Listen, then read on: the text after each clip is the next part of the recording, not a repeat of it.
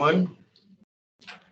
It is now time for the Public Information and Education Committee and special meeting of the Board of Directors for September 14th. And with that, I will call this meeting to order and see if we have a quorum. President Scott Houston. Here. Chair Director Harold Williams. Here. Director Desi Alvarez. Director Don Deere. Here. Director Gloria Gray.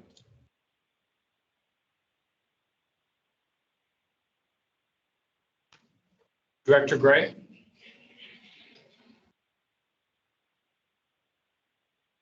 Okay, I believe Director Gray is with us. We'll check with her to make sure that she can hear us okay. Okay, well, Director Deere, do you have your clock ready to go? Yes, I'm timing you. All right. With that, we'll go ahead and get started. And so let's have the public comments portion. Chairman Williams, we've not received any requests for public comment, though this meeting is being held both virtually and in person. If we have any virtual guests who would like to make public comment, please indicate so by raising your virtual hand. Okay, that takes us to item 4, which is presentations. Do we have any? Staff has no presentations for you today. Okay, action calendar. I don't see anything. That is correct. Okay, then that takes us to item 6, which is information calendar. And I will give control of the agenda to the general manager at this time. Thank you very much. The first item that we have for you is item 6A. It's our monthly communications. Beginning the presentation, we'll have Amy Rocha, our manager of communications. Good afternoon, Chair Williams, members of the committee, Director Deere and Director Houston. I am going to cover most of this presentation, but in the midpoint, I will hand it over to Mel Miranda, our public information specialist, for a couple of segments for some important updates. But I will start on packet page 5, just in terms of some of our recent announcements that the district made. Just for our web news page, we acknowledge how across our service area, we saved more than a statewide average of roughly 6.5%. You want to acknowledge? Director Gray? I'm sorry. Yes, Director Gray. Thank you so much. Okay, welcome. Thank you. Yes, okay. And then so some of our service area had saved up to 12%, so definitely exceeding what the statewide average was. Still fell a little short of the 15% initial goal during the drought, but it was still definitely a major accomplishment by the service area. So we just did a roundup there. We also promoted our rain barrel in announcing our rain barrel series, as well as the festival in August. As for earned media coverage, which is noted on packet page 6 and also as attachment B for your later review, just acknowledging some of the mentions we've received as a result of some of the board sponsorships, as well as our monthly newsletter feature in the South Bay Environmental Services and the Council of Governments newsletter, and then also just coverage of our general public education program, Know Your H2O, which was hosted last night and in which Daryl Ramos-Young led, and we had a intimate and good turnout of about a dozen people. And so we had our special guest speaker, Elise Goldman, our alumni from West Basin, who now is at Metropolitan in the Water Conservation and Efficiency Department. And so it was a good conversation. So we're evaluating kind of some of the aspects and some of the trials that we did this year in terms of virtual and in-person options. And I'm going to use that as we wrap up this, season of it, and kind of our ending of the year is water harvest and our ultimate day of tours and education as we head into the new year and plan for our series of events for next year. I have a question about my chair. Yes, go ahead. On the El Segundo Herald, August 24th article, West Basin was mentioned in the article, car show slow down on Main. Now, how do we get into that one? Well, it was a result of the sponsorship, and then also had a nice photo of Gus Mesa and Tammy Hurley staffing one of our booths, and so it was a nice photo and feature for the district. And plus, we do have a good rapport with the El Segundo Herald too, so that's also nice. Very good. Okay, so thank you. Moving along to packet page 7 and 8, you'll just see our Facebook, Instagram, and LinkedIn top social media post topics. So of course, our Rain Barrel event announcements, our classes, our statewide education committee, which was featured and hosted at the Edward C. Little Water Recycling Facility, our Green Team event internally on Instagram, or not internally, but our staff event, Green Team event on Instagram, and then for LinkedIn, as you would imagine, our hiring announcement, and then in addition, our grant program too. So those are the topics that we're trending this month. And before I turn this next segment over on our website improvements, I just wanted to acknowledge that, this is for your information only, this next, so I guess going to packet page 9, we are working on a new content management system, which is primarily the back end for staff as we, upload content and graphics and organize and create new web pages. But with that comes the opportunity to enhance some of the framework, the wireframe, so to speak, as well as enhance some visuals. And so while we primarily intend to keep our framework of the website the same, we want to make sure that you're aware of this because, again, it's a back-end thing, but you will see some visual enhancements eventually. But the main point right now is just knowing that we're really looking at the functionality and the layout of our wireframe, which it's important that we nail it now at this point in the contract. And I'll defer to Mel to kind of get into some of the showcasing what is new and what we're trying to accomplish and what we have. But I think this will be a really positive development for the district's website as well as the staff that's trying to add more dynamic content. So Mel, I'll hand it over to you. Good afternoon, Chair Williams and the board, members and committee. We're really excited to be moving forward towards a new content management system that's run by Granicus, which maintains over 6,000 government websites. They're very experienced and highly qualified. Next slide, please. Oh, there it is. After the mainframe was created to begin the process, here's an example of how our landing page could look with a focus on space allocation, prioritization of content functionalities available, and intended behaviors. As you can see, it's much more vibrant with its color scheme, yet remains consistent to our current site, giving familiarity to our users. On our checklist that you see on the left, we've completed the contract, the data analysis, the initial wireframe or the skeleton, and the initial design. Next slide, please. This button section that you see is just one of many features that the CMS that will help the user find what they're looking for with a single click of the button. This is the representation of what the section will look like as we are in the process of fine-tuning it. Also, based on what the data shows and what our priorities are, we'll be able to change the sequence of these buttons accordingly. Next slide, please. So this is one of our favorite features as this gives the board some face time and anchors the website's landing page. Users can click on any director's face and/or name to read more about them.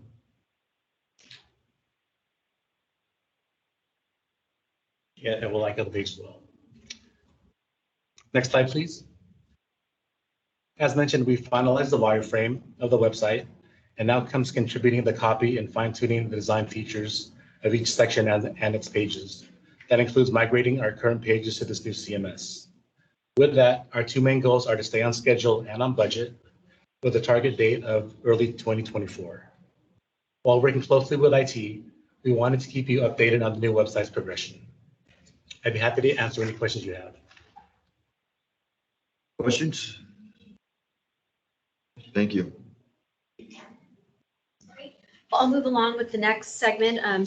Moving on to packet page 15, we'll be talking about our Rain Barrel events. I just wanted to highlight some of our continued promotion and ongoing efforts because we've got 6 events this year with the first one coming up and tracking pretty well. I won't steal Gus's thunder as he covers that in his conservation item, but just know that just like most of our campaign launches, we've got a lot of components going on. Our website's been updated, our social media, our e-news announcements, a press release and media outreach, as well as outreach to our cities and retailers and various partners. Calendar listings are created and also will be featured in the weeks ahead of each event. So the patch is primarily one of the bigger ones. Ongoing social media boosted posts, so putting advertising dollars behind those social media posts, and then continued outreach to the participants to make sure that they, have what they need to show up and get their rain barrels home. Together with the Water Policy and Resources Development team, we're doing ongoing monitoring to adjust our promotional tactics as needed. So for example, door hangers are one thing that can be cost intensive, but if we're tracking good with the numbers, we don't need to do that. So we'll reserve it for the areas that maybe need a boost in some promotional outreach there. Otherwise, I am going to move along to our water harvest component.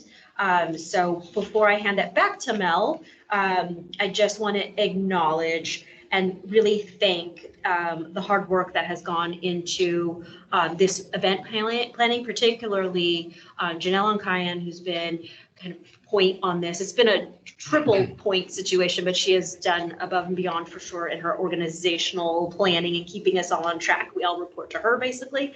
And Michael Calabria, not only in his graphics contributions, but website, back-end work, design and concepts for the stage. And so really well beyond graphic. And then Mel Miranda, just our newest or second newest member of the team, but using his experience to help get some of these tasks taken care of. In addition, Daryl always brings a wealth of knowledge of our facilities and our volunteer training. Taylor, our intern, who's already been taking on a number of tasks, as well as our temporary consultant, Paulina Perez, who's been helping with a ton of deliverables and getting procurement orders in. And then Erin, who just started a couple of weeks ago, already putting her on the case for social media. So everybody's really been a tremendous support, as well as, of course, every department has had staff members participating in the planning of this effort. So I just want to acknowledge the all hands on deck that's gone into it. And then I'll turn it over to packet page 17 and Mel to take it away. Okay. We're just 1 month away from Water Harvest 2023 and wanted to provide some updates covering sponsorships, booth registrants, stage highlights, and the pre-festival breakfast. So we've done a lot of work, as Amy mentioned, to get the word out to our districts, with the visuals taking center stage in our promotions, thanks to Michael's design and graphic skills. Next slide, please. This is just one example of the graphics we're utilizing, the monument banner, with a link prominently displayed for easy accessibility. Next slide, please. So here's the flyer, which has been printed and distributed to schools and community centers, totaling over 16,000, as well as digitally. In addition, the flyer will be promoted at 3 upcoming events, including the Lyrical Revolution annual prostate cancer 5K walk and run this Saturday, and at the El Segundo Main Street Fair on September 30th. Also, prior to the event that starts at 10 a.m. on Saturday, the 14th of October, West Basin is hosting a pre-festival breakfast that starts at 9 and takes place in the conference room. This event is very informal and will also include retailers and sponsors to meet the threshold of support. Each director has been given invitations, as well as the digital file to send out to your contacts. And we ask that you work with the administration and board services for any of your needs. Next slide, please. Here's a landing page split in two that's on our website. As you can see, it's full of information, including a flyer in both English and Spanish. Next, please. You'd also see a countdown to the festival, scheduled events, and parking information. As part of this event schedule, we are streamlining the run of show and are looking at a more efficient and effective way to feature the board of directors, which will help keep the flow of the event moving forward. For the board's participation, we would like those who are present to introduce an event or announce an opportunity drawing winner, taking some time before to welcome and speak to the crowd. We're really excited for you to join us, so please let us know when you plan to be there so we can utilize your time wisely. Also on the right hand of the slide and above the promotional visuals that are downloadable, at the time of submission, we had these booth participants and sponsors confirmed. Next slide, please. Here's where we currently sit with the registration closed. In an effort to maintain the educational value of this event, we outreach to our partner water agencies and community organizations that shared in our environmental stewardship and sustainability goals. We also outreach to the LA County Supervisor's Office, and this slide now showcases our confirmed booth participants. For those without a designation, we've made multiple outreach efforts, both through email and phone. And although we haven't heard from some, we are really happy with those who have confirmed their attendance and participation. We also just got word today that El Segundo Police and Fire Departments will be there, and we will work with the admin team to secure their contacts to reach out. Next slide, please. So this is a list of sponsors we outreach to based on our sponsors from last year's water harvest. Since the time this report was submitted, sponsorship solicitation has closed, and we have not heard from Infomark. However, Jacobs confirmed their sponsorship at the silver level, and this maintains our total sponsorship value of $22,500. Additional funding is expected to arrive from Metropolitan Agency administered program funding. Next slide, please. This slide shows the map of the drop-off area in front of the main entrance, with 5 shuttles bringing what we expect to be in excess of 1,000 festival goers. For the board and your guests, your priority parking again will be in Child Life parking on the corner of Hughes and Allied Way. Thank you. I'd be happy to answer any questions you may have. Questions? Thank you. I think the only question I have, because is the off-site parking that you all are still trying to identify a spot, or did you have the spot now? That's been confirmed. Okay. Yes. And well, where is that? Where's it at this year? It's going to be the same parking lot as last year, so the parking lot on 1960 Grand Avenue. Grand. So- Oh, okay. Gotcha. And the information is on the website with a link. So there, okay. It's updated. President Houston, if I could add, I want to give staff credit because obviously trying to reduce the costs of an event like this, is highly important to us, and we're looking for every opportunity. One of the things that staff did was look to try to identify free or cheaper or closer parking opportunities. I know that staff worked very closely with Raytheon on the potential of utilizing some of their lots and some of that existing parking. Obviously, you and I had the opportunity to go meet with our newest neighbors, the Los Angeles Chargers. That is an active construction zone. And of course, while they do have a fairly large parking lot, it's being utilized to prepare for the last stages of construction. So I just want to say that we're always looking for opportunities. I know you're very involved in the community, so we'll work with you in future years, try to see if we can find things. But you'll notice that we're utilizing all of the existing parking around us. And then, of course, they've secured that offsite parking as well. I'll continue on, but just one last thing on the water harvest. What would be helpful for staff from the board is if you have any particular restrictions or, availability for that day, just if you could let the board secretary know. That way we could take that into account when we, schedule what speaking opportunities are available and just keep that in mind for any opportunities, should any members of the media come. I think that'll just be helpful to get a sense of when you may be there and what role you may be interested in playing. So that would be fantastic. Okay, go ahead. Actually, I do have a question. That was, so the breakfast, I think you all were setting it up a different way than what you did before, if I recall. But how many folks are we allotted, if you will, to invite, or what are the sort of details of this breakfast? Yeah, so it'll look very familiar in layout. We're positioning it as the breakfast mixer. You should have already the physical copies in hand, as well as Board Services has a digital version for you. We have allotted 12 invites to each director. We are having a mix of kind of stand-up tables and your traditional round tables so that people can really just, enjoy eat a similar food palette as well as just have a chance to mix. So, there'll be some welcoming remarks, I believe, and then really just a chance to kind of keep it casual as opposed to a long stand-up program, keeping it to the hour, which is just a little bit more casual. We have invited as well, city retailers, regardless of whether their sponsor the first dibs are to the sponsors and to some of our our retailers. But so you have about 12 per.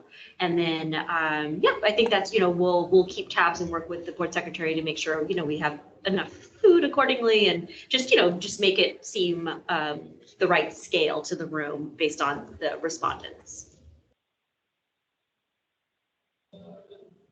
Also, the food that's going to be at the event, is it similar last year? What do we have for food this year? Is it the some sort of food trucks or what do you guys? Oh, for the event itself, the festival itself? Oh, the Habit Burger will be back. That was very popular and well received. A month away. Yeah. One question Sure. concerning the elected officials Yes. from the cities that we serve. Yes. Do we reach out to all of them? I think this is something that we are looking to correspond and collaborate with board services to make sure there's no overlap. So it's kind of, the invitations are always a tough, the invitation list is always kind of a tough ask. And so I think it's for you to coordinate through the board secretary, if that's okay, so that, in case you both want the city of, whomever.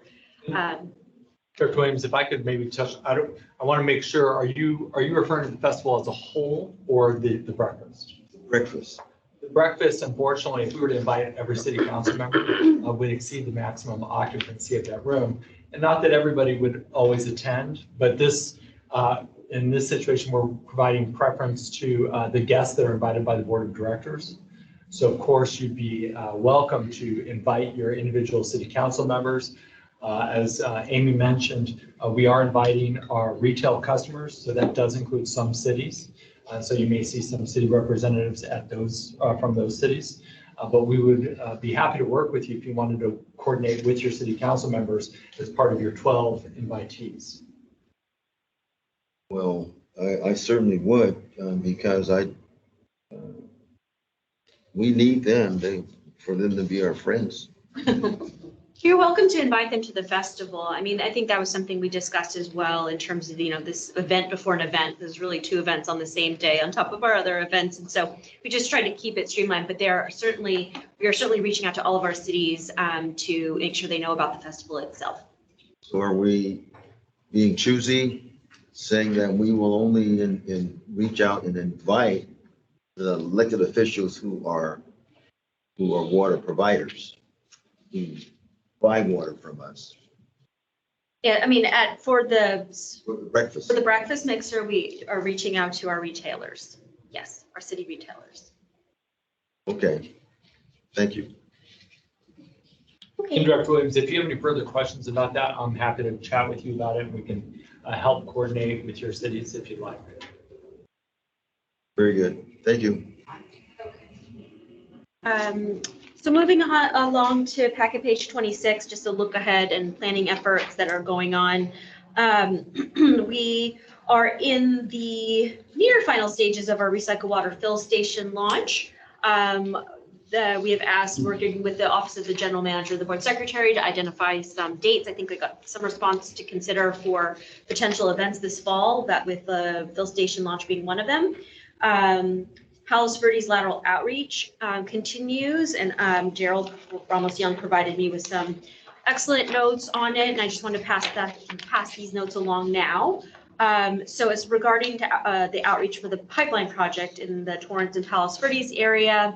The construction awareness team, the PI and Merkawa Communications, as well as our 2 engineering PMs, are working together, and they have completed canvassing of the entire construction alignment already, and they've handed out their business card and fact sheets. The general feedback we have received is that residents and business owners are expressing their appreciation for the advance notice and the proactive outreach. And there's some general questions, mostly related to the pump station, which won't occur until later in the project, but mainly from those neighboring apartment buildings that kind of look out onto that area. The Team is, constantly staying in touch with our, the contractor. We're expecting some potholing activity to begin in the Anza, Lago Seco area. And so we've already initially posted some notices or drafted some notices and have done some initial canvassing. So again, people have advance notice. So when it does happen, they're aware, they should be aware. They've done a door-to-door canvas surrounding the Lago Seco Park because that's where the laydown area is going to be for some of the initial construction. And then outreach, presentations continue, just kind of based on how the progress of the project is going. But already to date, there's been 2 presentations in August 9th at the Torrance Parks and Rec Commission meeting, as well as August 23rd, the Palos Verdes Golf Club Board meeting. And all were well received. We've also provided the field staff of state and federal elected officials the fact sheet and information too. So should they be alerted to it, they'll have that information on hand. And that is it for the PV outreach, just brief. And I know this is covered in E&O as well. Also looking ahead, to, as I mentioned, rain barrel events, I'll leave that to Gus to discuss, as well as water harvest. We're also in the planning stages of a fire escaping course, particularly for the Palos Verdes Peninsula. We know that there is some heightened awareness and need there. And so collaborating with the water policy team to come up with some elements to help promote our fire escaping class. And then lastly, just an big TBD right now is just our Juanita Millinger McDonald Carson Regional Water Recycling Plant Phase 2. I think that probably will be something that we'll push through into the new year to celebrate that milestone. And that concludes my report.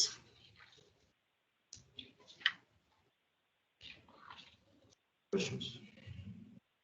Very good. Thank you.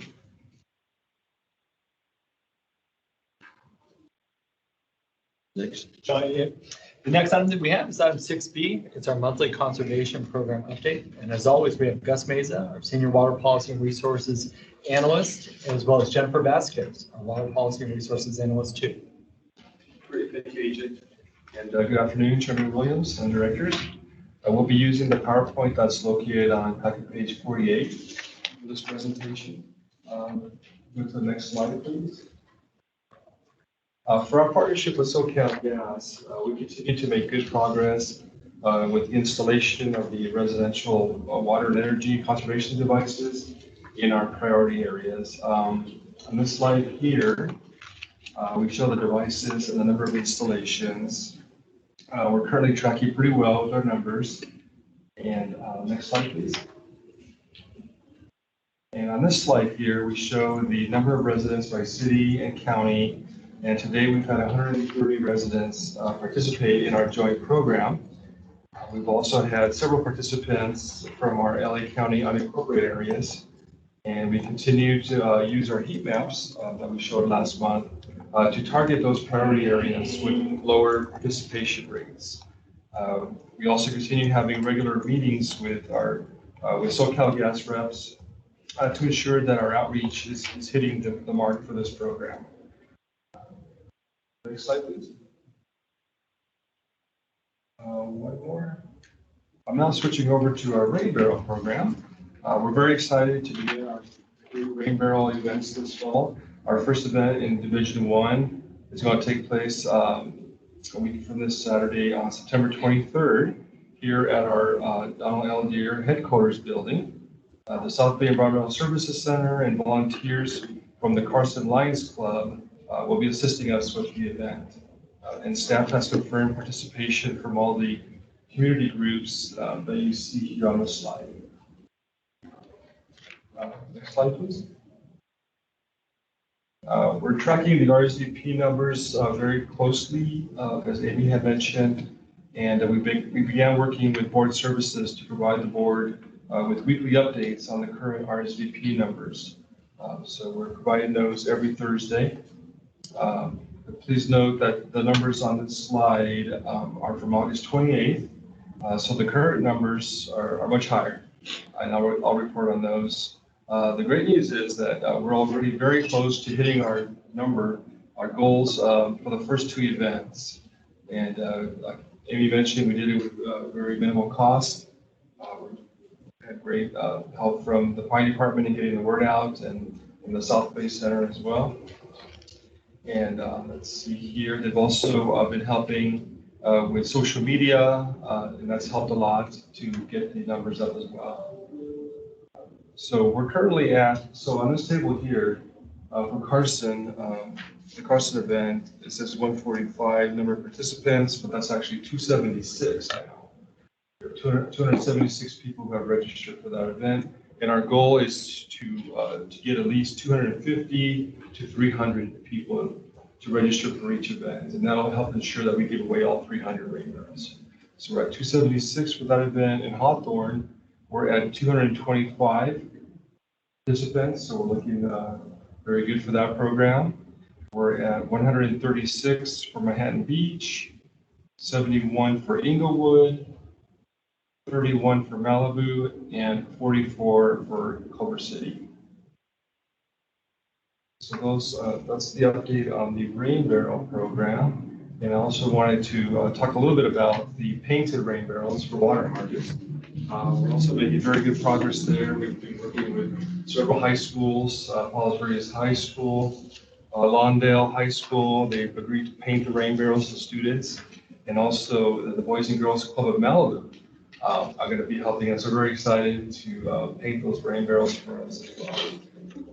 So that is the end of my update. Are there any questions before I turn it over to Jennifer? I have. Go ahead. So just, how many rain barrels each are they painting? These are for at the Water Harvest Festival that we're gonna. Yes. Some high schools wanted more and some less. So for example, Lawndale High School wanted 4 rain barrels. So they're painting 4. PB High School, they have 1 rain barrel for PB High School, and then 2 for Redondo Union High School. And then we're providing 1 for the Boys and Girls Club of Malibu. Painting them, and then they're gonna be at the. Yes, President Houston, we're gonna pick those rain barrels up, and they'll be at the Water Harvest event. And I'll be working with our fire department. I believe that there'll be a raffling off a couple maybe on stage.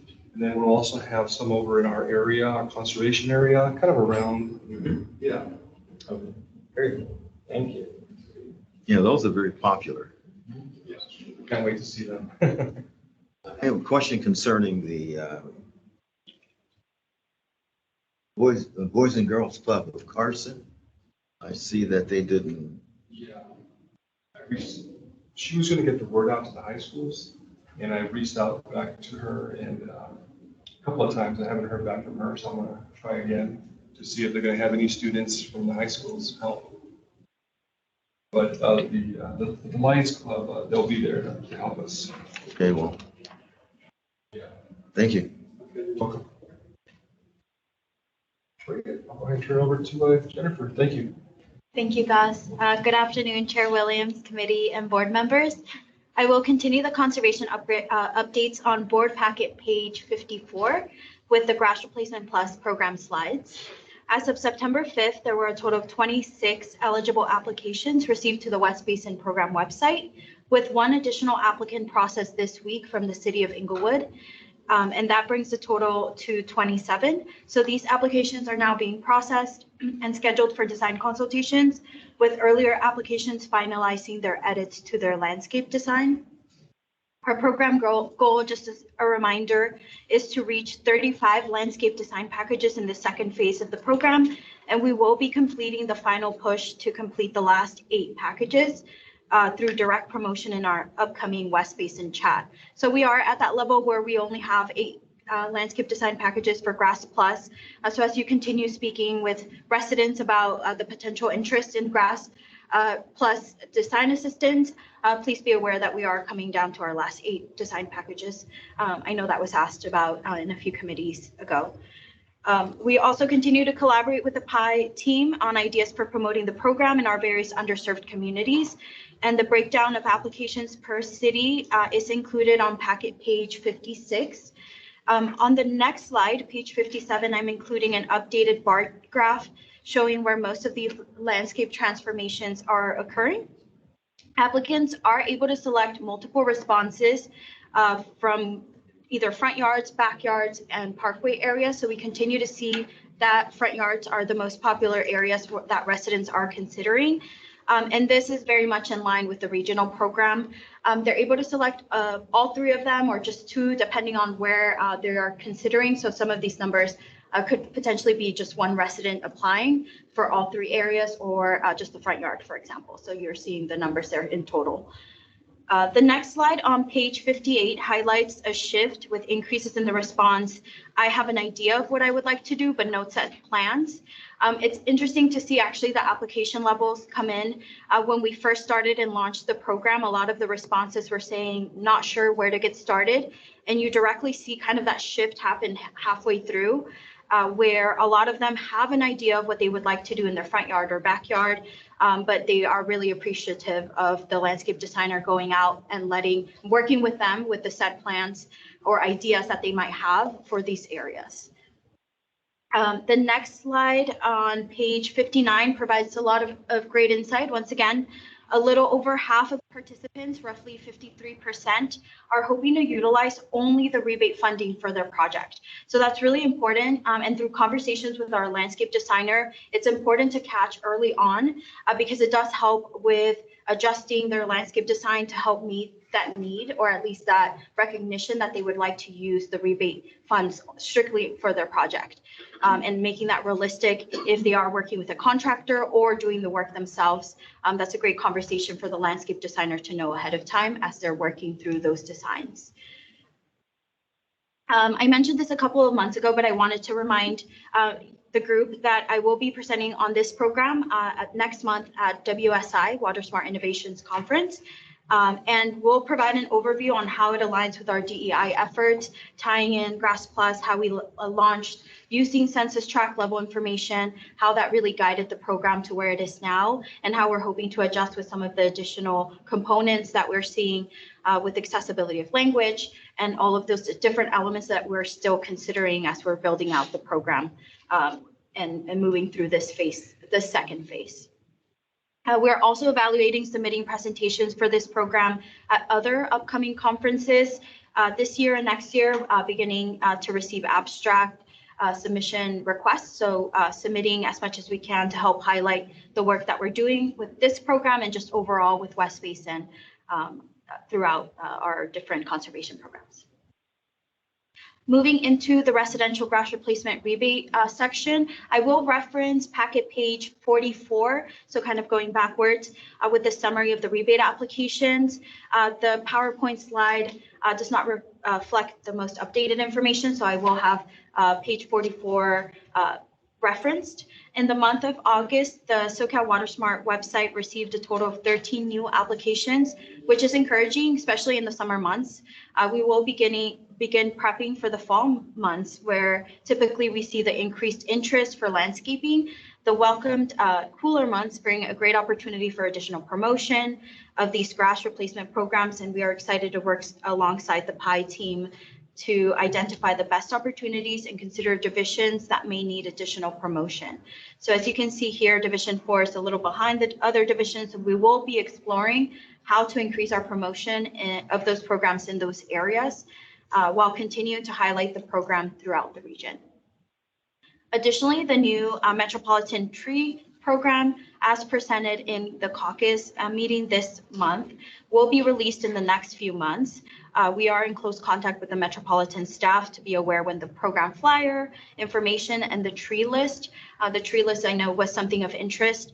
When that will be available, as soon as we see it come through our system, we will make sure to share that out so you're able to really appreciate what the list includes, what trees they are considering within their program. And just as a reminder, the new program will allow up to 5 trees as part of the turf replacement program. So all that will be eligible for just service-wide for the regional program through SoCal WaterSmart.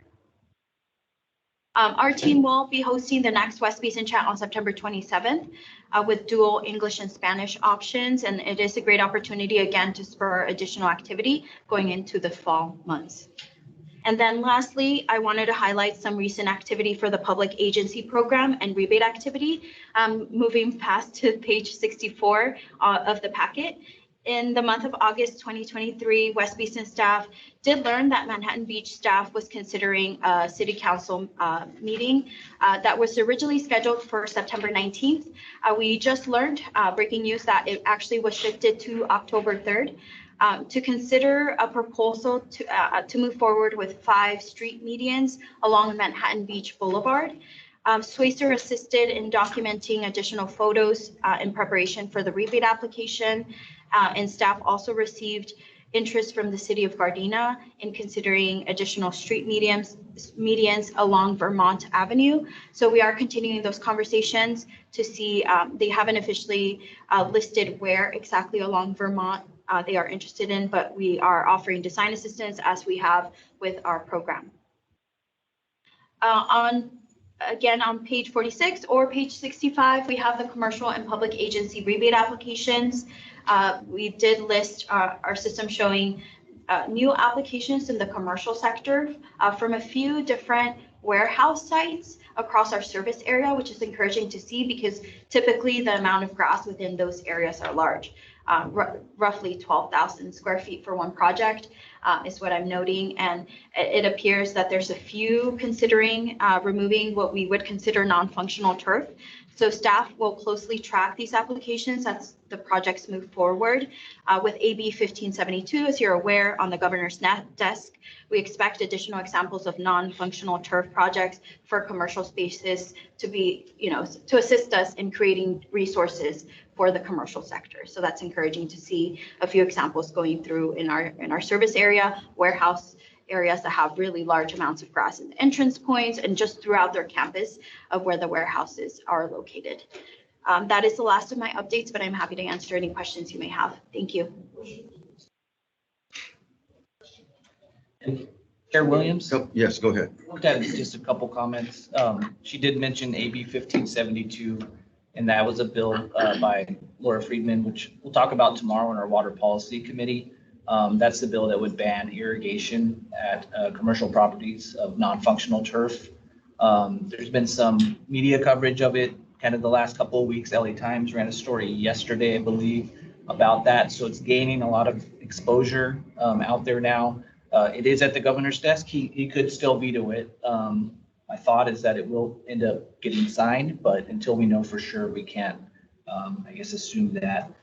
But we are trying to be proactive about non-functional turf in our area. There's a lot of industrial spaces, obviously, with a lot of grass.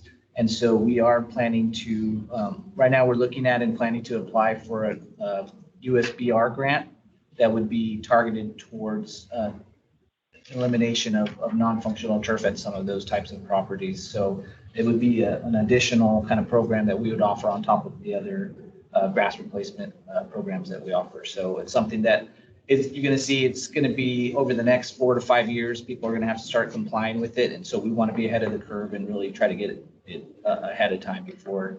And I believe also that Metropolitan is planning to raise their rebate for commercial grass replacement to $3 per square foot from $2. So that'll help us in promoting that program to those communities as well. So. Very good. Just quickly here, you probably have covered this recently, but what kind of programs do we have for those folks who kind of jumped the gun and went forward with their grass replacement without being in our program and not being able to Do you mean in the commercial spaces? This is in the residential. Yeah, it's challenging. I can speak to that a little bit just because I receive a lot of calls, right, from residents that are going through the program and learning about the program, and some have completed spaces that, unfortunately, the way the rebate functions, you do have to submit an application first. They have to submit the 5 photos of the existing grass areas, and then submit the plan, the turf replacement plan, and a copy of a water bill. Those are the 3 items that are requested for the application process. Now, if they completed the project already, unfortunately, through the SoCal Water Smart requirements, they are not eligible for the rebate. Unless there's really strong documentation perhaps of the before areas, but I would not advise sharing that with residents. So typically it is something that they need to apply for first prior to beginning their project.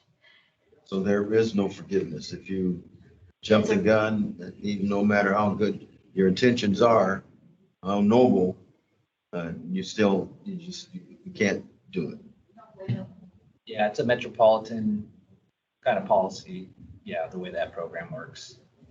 The other issue or question I receive a lot is those folks who they're excited about grass replacement, but they don't want to replace it with anything. They want to go with artificial turf because there's some artificial turf out there that looks pretty inviting, And so what is the bottom line on that? Artificial turf is not accepted through the program whatsoever. What I do try to encourage, if I do receive somebody that might be interested in something, maybe a lower ground cover. There's a lot of great ground covers like Carapia, Diamondia, different covers that still give that grass, low to the ground appearance, but unfortunately artificial turf does not qualify for the rebate. Okay, the other thing is having to do with landscape design. Now, in architectural landscape design, what we're seeing that what is considered to be grass replacement with California native plants is when you see the final product, it's contrary to what's taught in landscape design. You have this big, you can see it in our efforts here. You see everything is one dimension. You go all the way across the yard and it's just one height, and it does not look inviting. It looks like that was all overgrown. So is there any kind of landscaping design that you can show that shows how it's treated for aesthetics? Yeah. Okay, because it is not aesthetically pleasing to see just this huge thing all over the yard. Yeah, a few items with that. It's interesting because, every time we talk about plant cover, we want, residents to be aware about how large, if it says 12 feet or 6 feet, it will grow to that size. So planning ahead for enough space in between the plants. I know a lot of the grass replacement classes that are offered through Be Waterwise cover exactly what you're mentioning about not having it be just one big area, having focal points, exclamation points, as the landscape designer mentioned it in that class, where you have, by the entrance points, depending on height, and making sure that you track that when you're designing. With Ecotech and with the work that we're doing with Grass Plus, we're hoping to get a lot of those examples of how plants can be designed in that same way that you're saying, so that it's not just across the board or just a big one height of a plant, and creating those features that work so that people are able to really utilize that space and not just have it be a big area of plants. There's plant requirements through the SoCal Water Smart rebate of 3 plants per 100 square feet, which is not too excessive. It allows for that space of walkways, creating sitting spaces. And again, I think we'll have a lot of those resources created through the Ecotech work that we're doing now with Grass Plus to help guide examples of what that looks like without it being too overgrown. So a few different elements I think that we're waiting on with examples to get those before and afters on the work that's being done now. That could help, and also the Be Waterwise resources that Metropolitan has put out in the last few years. Very good. All right, thank you. I think it's just one of the natural kind of growing pains with transforming people from grass lawns being the standard to these drought resilient landscapes. I think having the resources like the master gardeners and landscape architects that we can bring in and talk to people at classes. That's how we educate them on how to design these types of spaces. But I think as more and more people transition to them, they'll have other examples to look at, to refer to when they're doing their own projects. And that'll in turn, kind of improve, I think, slowly over time, over the coming years. Okay, thank you. Next. I noticed when we see these charts quite frequently, Division 5 leads. Is that because of the leadership of the director? Is that why we're Just dumb luck. probably? Go ahead. I had a question, maybe think of something, because now that law will likely get, and we're definitely all going to be having to explain that to residents and businesses and cities, how that works. But maybe it does go back to the drought tolerant ocean-friendly gardens that we have, which we don't really talk about those as much lately. But are we still maintaining those or working in cooperation to maintain those, let alone, we probably need to up redirecting folks to look at those as examples in our region. So, Yeah, I think so. can staff answer that question, or these two questions for me? Yeah, definitely. So we do, the maintenance is now handled by the city staff, whoever, typically a public works department that has now been handed, has the garden for maintenance. And it is a great resource for this moving forward to highlight examples. Some of them, just based on comments that I've received for what commercial spaces might look at, they're looking for, the not as much variety in the plant cover. So that's one item that I think with these newer projects that are coming through to see how the warehouse sites are developed, that's something to keep in mind. We realize that commercial sites might be a little bit different in how they handle, who maintains it, how many plant varieties. They still have to include the stormwater capture element. So there are those elements that we will help guide through our resources. So we can always definitely point to our ocean-friendly gardens as examples of areas and plant types that could qualify for the rebate. So that maintaining kind of a close coordination with the city staff that handles those areas, I think is important. I guess on that too, with the ocean-friendly gardens, at this point, basically, they're in the hands of those property owners, right? We're not really responsible for that any further, but we do have signage still at those locations, true? The signage will be there basically forever, right? How do we work in cooperation with the site owners that the signs still look good? They might fade over time. How do we work with them to make sure that, that still stays in good condition? Yeah, so we typically have done photo documentation after the maintenance was passed over, and we can continue doing that kind of in that same time frame. We did it last year around this time, actually October. And we can kind of continue documenting, and part of the request was for the landscaper to take a picture of the West Basin sign to see in what condition it's in. I know, for example, we had the city of Malibu reach out because there was an incident that occurred with their sign. Somebody tried to, So typically, hopefully they reach out to us to let us know if that happens, but we also can document the state of the sign, at least in some regular basis, so that we know how it's looking out in the property. I think lastly on this one would be, those signs again over time are going to fade and get aged and probably damaged, what have you. But when that happens, are we able to work with the owner of the property to just assist with them? And if we have to do it, pay to replace the sign down the road? That's something that, I don't think it's probably no budget right now, but is this something that we should definitely look at? Because what I'm saying is what we don't want, obviously, someone goes to the Carson Community Center or Hermosa or wherever, and the sign, looks terrible and faded, what have you. The message is basically lost, or it's not a good representation. So what do you all think about that? So we'd be happy to work with the board of directors, especially once we find out if and when a sign does need repair. It's important to note that it is the property of the municipality or of the school district, so we'd have to coordinate with them as to whether they'd like one. You know, one thing I would point out is that the value of the garden is the garden itself. The signage and recognition for West Basin, I think, is just that added bonus. But if you ever have a chance to encounter one of those gardens, they stand out immediately. You take note of it and you say, this is just not the norm, although we hope it'll become the norm.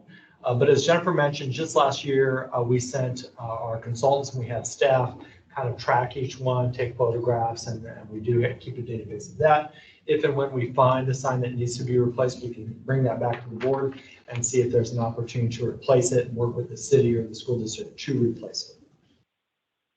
I think that, I know I would like to see that happen down the road when the time is coming, because obviously it reflects on us if our logo's on it, even if the agency is not maintaining it properly. And a lot of them, yeah, they may or may not have the money or they don't want to spend it. So I think, you know, it's probably a small amount of money relative to our budget that we could do. But, you know, I just don't want to see, they got to maintain it, you know, the site itself. We really hope they do. But then also the signage is there and it gets the message out of who made this happen years ago, right? So I just know that when I'm usually out in the communities, if I happen to be in the area or I see it, or when I'm up in Malibu and I stop by the park to see it, it's always really nice to see what's the condition of everything, but also know that we are paying attention and let you all know that, hey, something looks off. And by all means, bring it to the board when the time comes. But I just don't want to see it neglected, you know, down the road because, you know, it's not our responsibility anymore. So just something to note how we watch those things in the future. We also want to make sure that the signs are, you know, showing what's planted there, because there could be times when they come in and replant. And so I think it would be a good chance for us to see what the signs are referring to and maybe update our educational message as well. So, very good. Yeah, thank you. Thank you, Mr. Chair. Okay, next. So our next and final item is item 6C. It's our water bottle filling station program update. And for this presentation, we have Tammy Hurley-High, our water policy and resources analyst too. Yeah, thank you, EJ. Good afternoon, Chair Williams and members of the committee and board members. So this is a monthly update on the water bottle filling station program. And the copy of the PowerPoint slides, I just have a few of them. They begin on page 69 of the committee packet. So we'll take a look at that list. This list shows all of the applications that were received last year. And 2 stations have recently been installed at Lenox Park with the County of Los Angeles. And this includes an outdoor pedestal style station located near the basketball area, and also a wall mounted station. It's indoors at the main hallway between the community room and the classroom. So they have been installed and we have sent them their signage to affix on the stations as well. And we're coordinating with them a few dates in the future for potential photo opportunities. And then also I was just informed that another location, the Environmental Charter School in Inglewood, they have just installed their station as well. So that's not checked off here. So the new information here. If we can go to the next slide, please. So this is a list of applications that are still pending installation. I do continue to follow up with these entities to check the status of their stations. However, they continue to experience delays, but I will continue following up with them. And the next slide, please. So this is a list of agencies that we have been working with to coordinate photo opportunities. And I'm happy to report that all 3 of these have been confirmed. So I've been working with the admin department and board directors to confirm these schedules. And so that's coming in the next couple of weeks. And then the next slide, please. So lastly, I just wanted to mention to you that I've been in communication with a few entities that have expressed their interest in applying for new water bottle filling stations. So both the Wiseburn School District and the City of Culver City They have distributed information throughout the department to determine the location where they can install new water bottle filling stations. So I will be hearing from them soon to find out. Yeah, looking forward to get applications from both of them soon. And then also the PTA president with Center Street Elementary School has been working with the principal located in El Segundo. And they're submitting applications for new water bottle filling stations at that location as well. And then just lastly, just wanted to mention that we just began discussions in our department regarding promoting the program for this fiscal year. And what we'd like to do is focus on all of the schools in our service area and the school district, primarily to do a promotion of the program, reach out to let them know the program is available. If they already have water bottle filling stations, asking them, do you have any new locations that maybe you could, consider, basically just letting them know that the funding is available. But we'd like to canvass all of the schools in our area, to make sure that everybody knows that that opportunity is there. Yeah, so that's what we'll be doing, and hopefully we'll see some good results from that. So that wraps up my update. I'd be happy to answer any questions that you may have. Very good. Thank you. Any questions?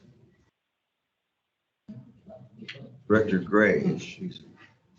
No, thank you. Thank you, Chair. Thank you. That takes us to item 7. Chairman Williams, we do not have any closed session items.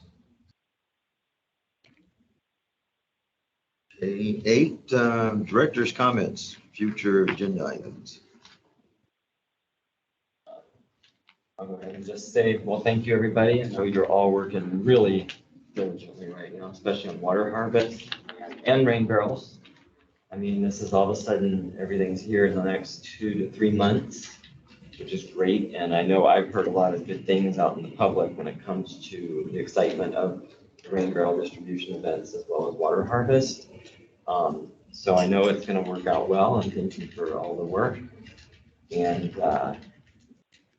one side note that I didn't mention earlier, especially probably for Gus, obviously, if you don't get all of the rain barrels distributed at some of the prior events, do some of those just, you can tag them on to a later event. You can tag them on some leftover barrels. So people still have lots of opportunity. If they missed one of them, you can sign up for one of the later ones, right? Good. All right. Thank you, Mr. Chair. I had that written down right here. You did? Okay. Very good. Anything else?